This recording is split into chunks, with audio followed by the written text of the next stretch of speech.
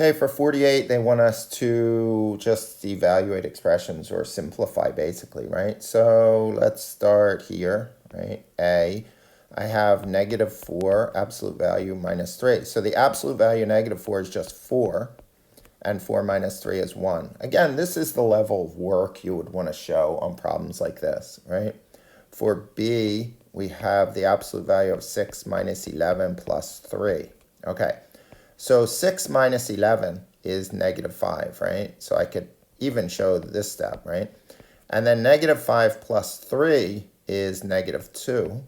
And then the absolute value of -2 is 2. Okay, for C, we have -9 minus the absolute value of -2. So that's -9 minus the absolute value of -2 is 2. And -9 and -2 is -11.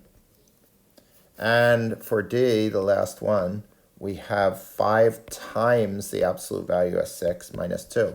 Now, the absolute value of 6 is 6, right?